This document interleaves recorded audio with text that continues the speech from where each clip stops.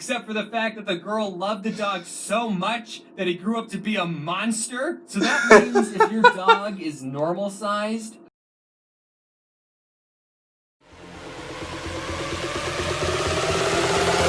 look around you.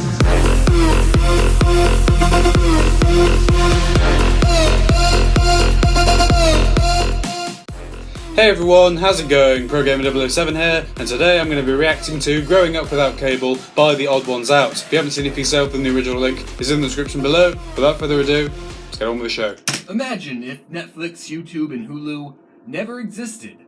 What would you be watching right now? Would you be watching this? I don't think so. You'd be watching this box right here. A television?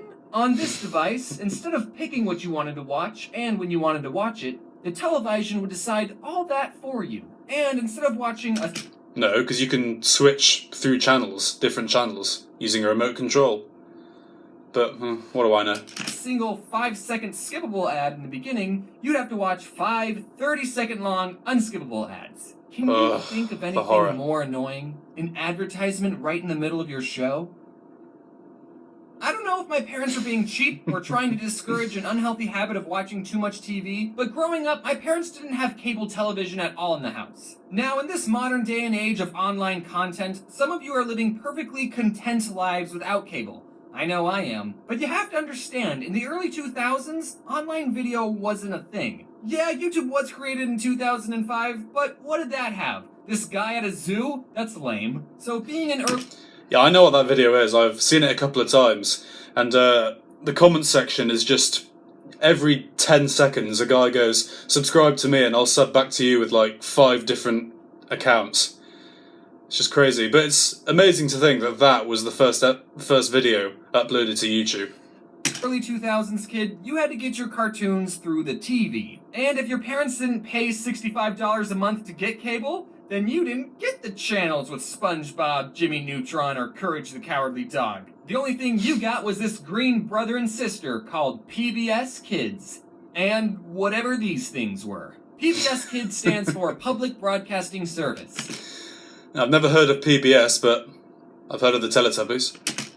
I'm sure everyone has. That meant all the shows on PBS Kids were government or privately funded. So the shows on PBS didn't really have any commercials per se, but they did have the same sponsorship ads that would play a message before every show. If you grew up on PBS Kids, then Juicy Juice and Where a Kid Can Be a Kid is just engraved in your memory. And also, every show would thank you, the viewer, for watching, and I think that's really nice. So, everyone watching this, you're welcome. I'm kinda glad my parents didn't buy cable. Because instead of spending hours of my time watching mindless television, I spent hours of my time watching television with morals and math. Yep, a lot of shows on PBS were either educational or taught you how to be a good person. The shows I'm gonna mention had pretty crazy concepts, but the conflicts in each episode were very down-to-earth and slice-of-life-y, almost like the shows were made for children.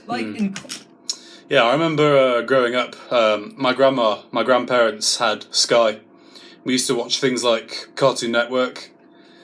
Yeah, my childhood was so fun. Clifford the Big Red Dog. It's a show about this girl's dog who grew up to be the size of a freaking house for no reason except for the fact that the girl loved the dog so much that he grew up to be a monster. So that means if your dog is normal sized, you don't love it enough. And it probably doesn't love you. So, a giant red dog is a pretty weird premise. But the episodes were about everyday things, like this blue dog feels bad that he tore up his owner's sweater, and his friends tell him to just be honest, and he does, and everyone's happy. Or the episode where always good to do the right thing. Down, but he's missing a leg, and then Clifford and his friends have to learn that having 3 legs still means you can accomplish a lot of things any normal human can do. I mean, dog. And I rate this show a 10 out of 10. Next is Dragon Tales, the show that made dragons kid-friendly. There's Org, he's the biggest, not so brave of heart. There's Cassie, she's so shy, but so very smart. There's Zack and Wheezy and their Tales of Fun, cause you know Siamese twins. Are better than one. Dragon Tales, it's almost time for Dragon. The show was pretty similar to Clifford. Oh my God. Spend an episode learning everyday things like how to do a cartwheel, or they would try to make it rain so they could show their friend what a rainbow looks like. And there was also this grandpa dragon who knew Spanish for some reason. Don't come too close, niños. And that wasn't the weirdest thing on the show, actually. There was also a dragon character in a wheelchair, which, just like Clifford, is a good character because it teaches kids that disabled people are still people who can accomplish a lot of things. But I think it's a weird combination of two things. A dragon, a mythical beast known for destroying cities, in a wheelchair? If you wanted to stop a dragon from destroying your city, then you just don't install wheelchair ramps anywhere. I should stop talking. I rate the show a 10 out of 10. Now let's talk about Arthur. Here's some fun trivia. Oh yeah, Arthur I watched this as well growing up. Aardvark. Personally, I don't see it. Basically, it was a show about Arthur where's and his trunk? his other furry friends learning lessons, but Arthur tended to tackle more serious subjects than the other two shows. Like, they have episodes where DW hears her parents get in a fight and she worries about them getting a divorce, or the episode where Arthur Falcon punches his little sister, and even having to deal with someone you know getting cancer. What?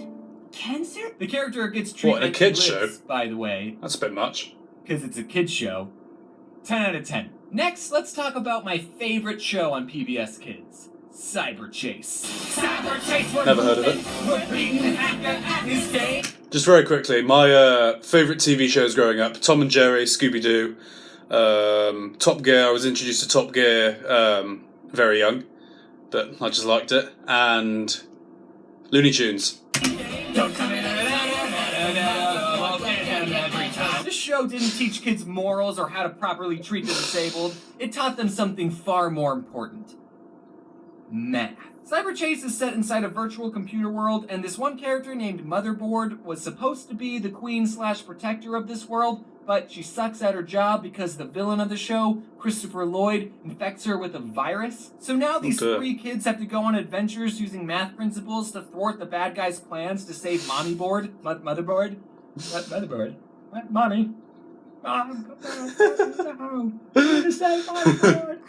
And I love unlike this. all the other shows, I like this so far. show had an overarching story. The kids would always get this close to saving Motherboard, but nothing they did worked. When I was a kid, I always wondered how much longer it would be until they finally saved her. And they never did. The show's been going on for 16 years, and they're still learning new math principles trying to save Motherboard. I think they're at calculus at this point. The show is teaching you slower than an actual school. What kind of a show makes you wait 16 years for a conclusion? Cyber Chase does. It's way too long. One of the best shows ever created. 10 out of 10. One last show I want to bring up is called Caillou. All you need to know about Caillou is that I hate him. Caillou is a 4-year-old and a demon. He constantly throws a tantrum whenever he doesn't get his way. Even in his theme song, he mentions how much of a brat he is. Growing up is not so tough, except when I've had enough. And then he's crying like a child. Well, you're going to have to grow up, Caillou. The world doesn't revolve around you. Now, you might be thinking, you're not a kid forever. This kid is 4 years old. Of course he's going to be a brat. And I agree, but a big problem with Caillou isn't the fact that he's a brat, but it's with his spineless parents. Caillou's mom just lets him get away with everything. Whenever I misbehaved, you know what happened to me? I had to go sit in the timeout corner. You know what happens to Caillou? Sit in the naughty step. Not once On the does naughty Caillou step. ever get punished. What? It's always his mom just being like, Caillou, what you said wasn't very nice. Now go behave, okay? 0 out of 10 with the show with just the humans. I hate it. I just realized that all the shows I mentioned were animated, but there was a lot of non-animated shows that I still... Never heard of any of those apart from Sesame Street. watched, but whatever. I could just say that these shows fit the theme of my channel. Or I could make a part 2, I can do whatever I want. Now, as a Clifford and diehard Arthur are my PBS top 2 fanboy, favourite cartoons I from think I that. speak for everyone when I say that what PBS was missing was a crossover episode. How hard would it have been for the Clifford people and the Dragon Tales people to coordinate an episode where the 3-legged dog finds the dragon scale, he could dig it up out of the sand because dogs like to dig, except this dog wouldn't be that good at digging. And then he would meet up with the wheelchair dragon and they could be best friends. I would have loved that. As much as I'm joking Sounds like a about good it, idea. as a kid, I actually really wanted a crossover episode between the shows Clifford and Clifford's Puppy Days, which is another show that follows Clifford before he was interesting, when he was tiny, So, before Emily Elizabeth loved him. So there was a bunch of new characters that all knew Clifford when he was little, and the two shows existed in the same universe, so it wouldn't have been that unbelievable for Clifford to visit his childhood home, and then all the other characters who used to call him Small or Squirt would see him now and be There like, you go, big surprise. "What the f*** happened to you?" You see, it's funny because it's a kid's show and you wouldn't expect them to say that. I waited patiently for that crossover episode, but it That'll never be hilarious. But at least I have fanfiction. George, he wagged his tail and smiled. Oh, wow, Clifford, okay. "It's so good to see you." He nuzzled him as a greeting. "Nice to see you too. It's been over 7 years since I last saw you." Oh my god, Yeah. what is this? "It had," Clifford said happily. George turned his back to the hill. "Here I come." There's no quotation marks, by the way. He got ready to tackle him. He punched George off, and they rolled down. Then, when they got to the bottom, George pinned Clifford, who was panting. God. The three looked at the two of them, who seemed to be having a staring contest. Oh my god, that They face. decided to go somewhere else. Both laughed and Clifford got off of him. He sat down and waited for George to stand up. "So, what are we gonna do?" the Red Dog said while quickly getting into a playing field. Oh my Okay, god. I was not ready for that at the end. Oh, that was fantastic. Yep. For me, growing up was absolutely fine. I had all the best channels I could ever want, and my grandparents lived next door, so I would just pop over to see her and watch Sky or something. But anyway, that was very good. And that's it for this video, guys. Peace out, and I'll see you all tomorrow. Look around you.